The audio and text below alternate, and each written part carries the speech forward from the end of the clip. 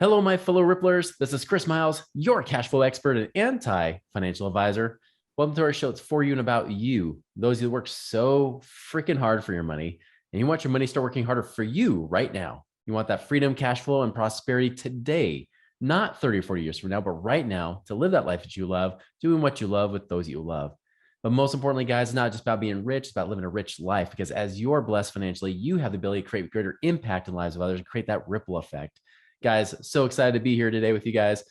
Thank you so much for binging, sharing, and doing all the things you guys have done to really just build this and allow us to keep doing what we're doing. I really appreciate it so much. So thank you for tuning in. Quick reminder, be sure to go to our YouTube channel, subscribe, click on the subscribe on the Money Ripples with Chris Miles page so you can get those bonus videos, those little shorts and things like that as well. Chris Miles was able to retire twice by the time he was 39 years old, but he's not content to just enjoy his own financial freedom and peace of mind. Chris wants you to have your own ripple effect so you can live free today. He's not the financial advisor you expected. He's the anti-financial advisor you deserve. He's jumping behind the mic right now, ready to make waves. Here's Chris Miles. Guys, so today I've got a special guest here, someone who's also a podcaster, one of the top podcasters out there today, who's also interviewed some of the top people out there. So my guest here is Chris Bello. He's a host of the Entrepreneur Motivation Podcast, which is a top 100 business podcast. He's interviewed guests such as Dean Graciosi, great guy, Dan Locke, and even yours truly, right? Been on there as well as newer entrepreneurs that are just starting out on their journey. His primary focus is on the Houston real estate market, which we're going to talk a little bit about today, about how he's doing that virtually. He quickly hit his stride as a real estate agent after he getting his feet wet with a local company, and he believes that action cures all and that anything can be accomplished with a plan and determination. So Chris, welcome to our show. Thank you, fellow Chris. It's always nice talking to another Chris because I'm like, what a great name, you know?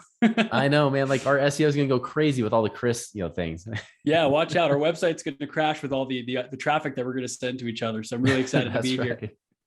Exactly. So give us more background on you. Like, how'd you even get into the real estate game and everything else?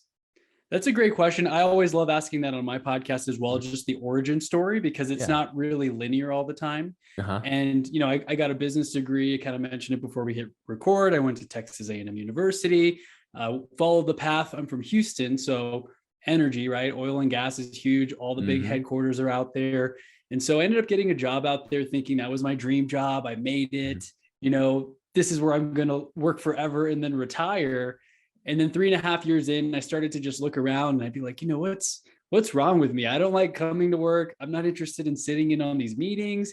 And I saw all these people going through the motions, and I legitimately thought something was wrong with me. Like maybe I'm not happy. Maybe I need to talk to a therapist. Like what's going on? Because how has that person been doing this for 40 years and I'm tired 2 years in? I started to have those thoughts that many might of not your built listeners, for this, right? Yeah, many of your listeners can probably relate to like, gosh, I can't believe we just spent 3 hours in a meeting talking about that. Like, are you kidding me? This is not the best use of company resources. Yeah. And I actually ended up quitting to pursue an invention idea with a friend, which I don't even really ever talk about because I'm like, that was my first stab at entrepreneurship. I spent a lot of time and money on it. Didn't quite pan out, the optimistic, ridiculous entrepreneur ideas that we get. I'm like, oh, it's going to be super easy. I'll be on Shark Tank. We'll be millionaires. And after that fell flat a little bit, it's still on the shelf. We have a patent on it, but the products are quite literally on the shelf because I shifted my focus. And I saw real estate as an avenue that a lot of people, 98% of the world's wealth got there through real estate or whatever that stat is that we hear thrown around. And so I figured this is a great opportunity for me to actually just get into it, become an expert, learn from the experts, and not just dabble anymore. Just because I had no previous real estate experience, I had been holding back thinking like, I can't do that yet. I need to save more money, but there's so many ways to get into it. And you can even trade experience in exchange for mentorship, as I'm sure many people in the audience have done as well. You either pay with money or you either pay with time. Those are the two things that we can all use. And so that's how my journey went from college degree to corporate job to quitting, trying an invention, losing a little bit of money there, and then moving into real estate, where, of course, if you're personable and you can communicate with people and negotiate, usually you can do pretty well. Yeah, exactly. And so you went more, did you go more in just the real estate, like wholesale, flipping game, or did you go more into like the realty game? Like, how did you do it? Yeah, so I actually learned from some mentors who had a house buying company in Houston. I was Huh? listening to, Bigger Pockets is a big podcast a lot of people listen to. And I heard a founder on there talking about, man, we're buying 10, 12 houses a month right after Hurricane Harvey. A lot of Oh, people, obviously a lot of houses flooded. People didn't have insurance because they were outside of those flood zones. It was because of the reservoir and these different issues that happened that caused more flooding than anticipated. right. And I heard my in because this guy's like, yeah, I went to this university. So he went to my university. He was a couple of years older than me. And the business was 10 minutes from where I lived. And I was like, I'm going to work there. Like, I don't care if they're hiring or not. Mm-hmm. I'm going to, get my foot in the door, make an introduction, stop by the office, shoot him a message on LinkedIn. And sure enough, a month or two later, I was actually working there, business development, learning from people who were doing 10 or 12 wholesale deals a month. And of course, for those listening, wholesaling is just, you get a property under contract from the seller. You've got a list of buyers that are usually cash buyers. You are the middleman in the transaction and you're paid an assignment fee upon closing. So I got started with that. And then I got my license a year after and I kind of went off on my own. And that's where Chris Bello Real Estate was born. Interesting. Fascinating. That's really cool, man. So like, so as you did that, like what's the reason why you like real estate as opposed to doing oil? I mean, because even we don't talk about it a lot on this show, but that's one of the investment options we do occasionally mention, right? Like, what was it for you that's really just kind of said, "Ooh, I like this." I kind of liked the thrill of the hunt type of thing. And that was one thing that allured me when I heard the podcast on Bigger Pockets. He Mhm. was talking about, it's an eat what you kill business. You have to go out Yes. there. I follow a lot of these aggressive mentors and podcasters that are like, you need to go out there, dominate, win the day. David Goggins, all these people talk about go out there, crush your goals. You're like a hunter, a salesperson goes out there. And I don't want to call my clients like the kill or anything, but it's like Uh-huh. you want to find opportunities for both yourself and for your clients. And I really love that thrill of the chase and thrill of the hunt type of feeling where you can also be rewarded. There's no ceiling, right? Yeah. That was my biggest gripe with corporate is, man, whether I do 10x the output of the person next to me, I may get like a 2% raise at the end of the year. There's Mhm. no incentive for me to really, really push myself versus I could push myself and close 5 or 10 more deals next month and then really see an income difference in my own personal income as well as the lives of my clients, right? So that's what Yeah. was really alluring to me was just there's no ceiling on your potential or your income. That's a good point because you mentioned like you love the hunt, right? And it's funny Yeah, because it's I fun. often talk about one of the positives, but also the negative, right, with doing wholesaling is that you got to eat. You can only eat what you kill. So it's a very transactionally wealthy place, but Yes. not a passively wealthy place. There's not freedom if you're not careful, right? So how are Yep. you able to get the freedom aspect in there, like the passive income and things like that? What have you done to help kind of get yourself away from just being transactional? That is a great point. And I did a little bit of research, listened to a couple of your podcasts right before this. And I'm Uh-huh. like, yes, that is exactly right. You could have an amazing month, right? Feast or Mhm. famine. Yeah. Next month, you may have no closing. So it's very cyclical. You're always on that roller Right. coaster. And one person that I listened to calls it a hamster wheel. You get on the Uh-huh. hamster wheel, you pedal, you close a deal or two, you're happy, you get off, and now you're like, oh no, my leads dried up. I have nothing in my pipeline. I got to get back on that hamster wheel. Right. But for more of the consistency, obviously the lead generation is a huge part. He or she who controls the leads can control the income and the cash flow. And so that's been my main game is just how do I build a business where I'm constantly getting qualified, motivated leads that want to buy or sell real estate? Mhm. And how do I have a network of people to go do all these things for me?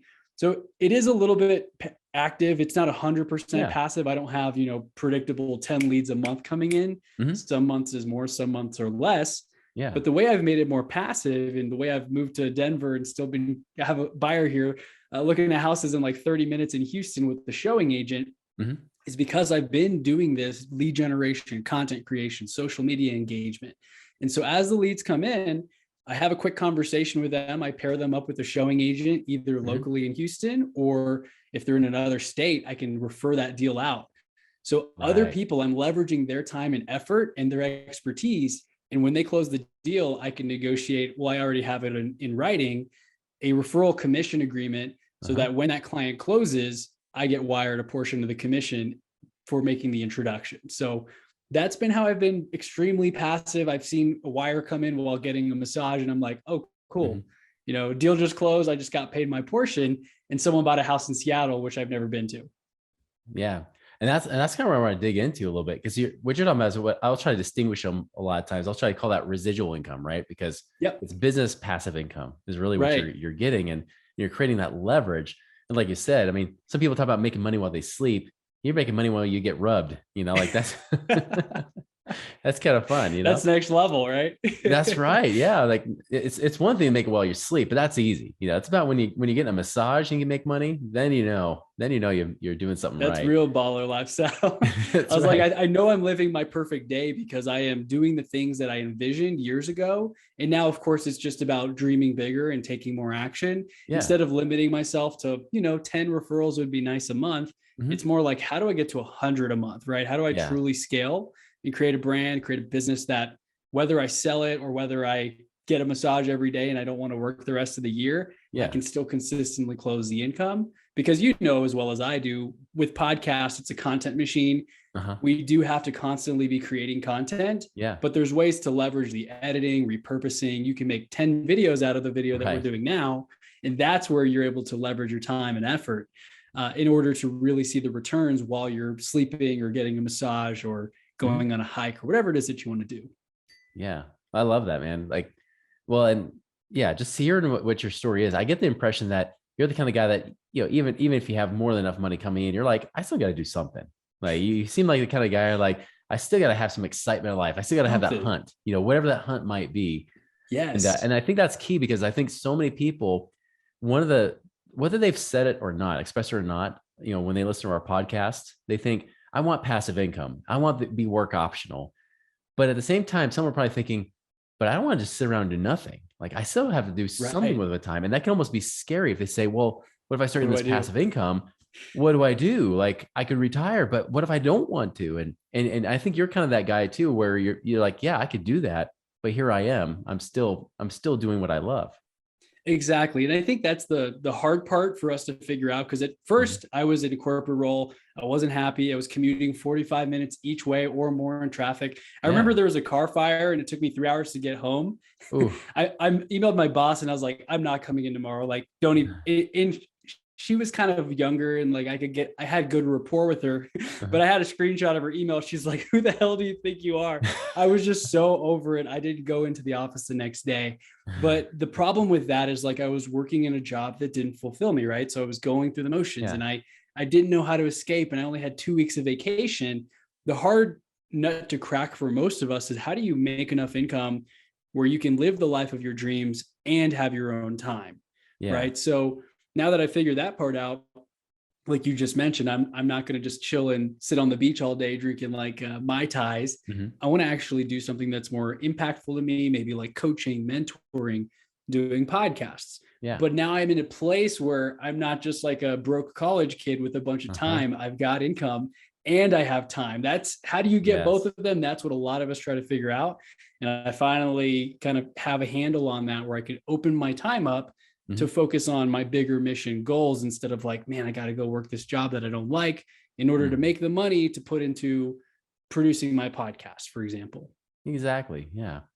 Let's get a little bit granular on what you're doing with doing this remote real estate investing, right? Because I mean, really not even just investing. I mean, you're doing a wholesaling helping business. Clients too. Yeah. Yeah. I mean, you're doing that too, but I mean, you're doing this, you're running a whole business completely in another state, right? In another area altogether. And Texas is a big state. You could be in the same state and still feel like you're in another state, right?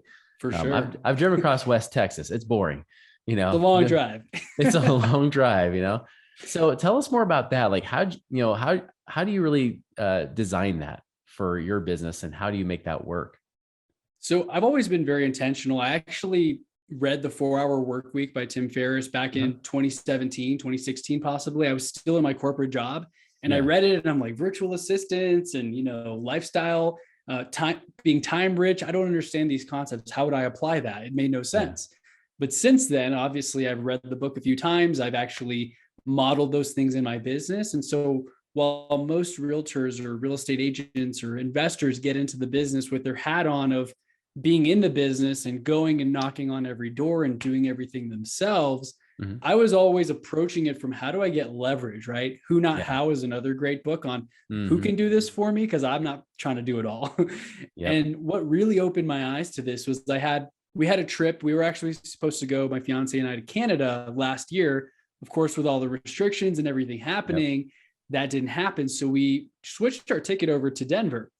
Hmm. We loved it out here. We spent a week. We went hiking and kayaking and all kinds of things. And I'm like, gosh, we could really live out here. What if we just sold our house in Houston and Mhm. moved out here and just lived 10 minutes from the mountains and like 2 minutes from the lake, Yeah. and we can do all the things we wanted to do. Mhm. And we did that. And the funny thing is, I had 2 closings while we were on vacation out here. And I'm like, my clients still left me 5-star reviews. I wasn't at closing. So, I don't get the cool picture with the key next to them, but I got the 5-star review. I got paid. My clients are happy. They had no issues. So that opened my mind to like, we're already living in this virtual world.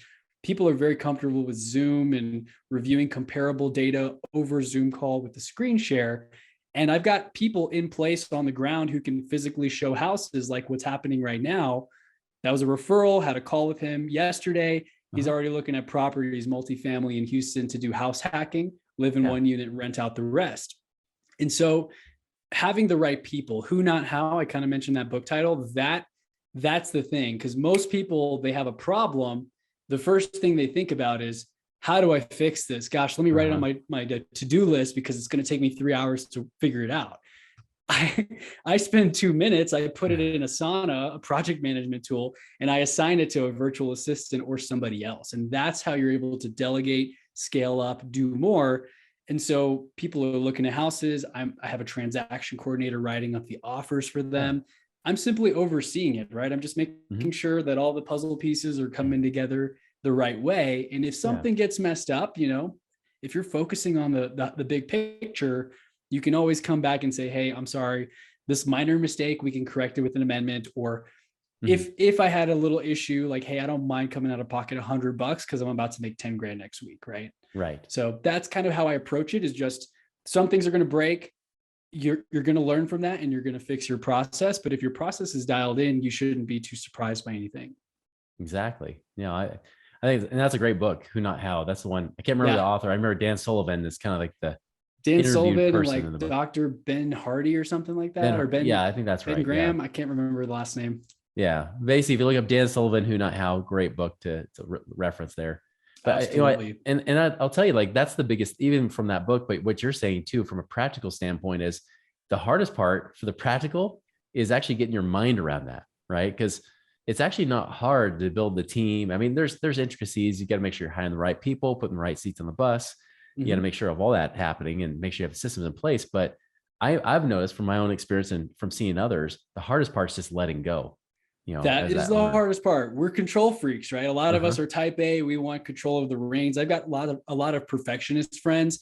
And if it's not done right, they're just not happy with it. But the way that I've let go of it, I almost over delegate too quickly. I'm like, I don't want to do it. You do it. Right. And it gets done 50% as well as I would have done it, but it's done. Right. So a few tips just for your listeners who struggle with perfectionism and getting over letting go of the reins. There's a quote that I've heard called, done is better than perfect. Yeah. Because we can all think of 5 things that we've been saying we're going to do for 6 months and they haven't gotten done. And it would be a lot better if they were just done, even if it wasn't perfect. So that's one mindset shift, but also just remembering who, not how. Anytime something comes to you, ask yourself, do I need to be the one doing this? And most of the time we don't. You and I, for podcast purposes, we can't really outsource this part. We have to be sitting here talking, unless I had like a show host that was a co-host or something like that. But for the editing, creating a thumbnail, promoting it on social media, we don't have to be sitting there doing that. Yeah. And so asking yourself who can do this, that changed the game for me, because now you and I can be sitting here and I've got clients looking at properties that could be potentially $12,000 or $15,000 commissions. Right. Exactly. Yeah. It's awesome stuff, Chris. Like, again, we went more direction than I expected, but we got really good nuggets out of you. So I appreciate that. For sure. I was trying to share it all. If anyone has questions, I'm always happy to help. Just shoot me a DM on Instagram. I was going to ask you, like, if people want to reach out to you or if they want to follow your podcast, what's the best way to do that? Yeah. So on Instagram, I am Chris Bello _ is my handle. I'm most active on there. I update my stories and my posts daily. And then my podcast, we passed 1 million downloads this year. I'm sure you're already there or way past it. So that is called the Entrepreneur Motivation Podcast. If you just type in my name on Apple Podcast or Spotify, it should pop up. Yep. And I looked it up, so I know it's there. So it's there. It's been there. I'm like, hey, I don't think there's a hacker that could delete all your podcasts. I hope not, but I got them all saved in backup anyway. So we'll be live tomorrow. Exactly. I do the same thing. I'm like, just in case I got some of those, my computer hates me for it, but I got them, Yeah. My computer's like, dude, you're using up a lot of space on these podcasts from, May 2020. I know. Yeah, exactly. I got to delete all my cat photos. So yeah, it was a bummer, but I got 2 cats and a dog. So there are quite a few of those. I love it.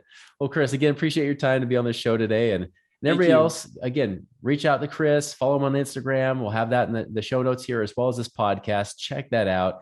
Lots of great information, lots of good stuff.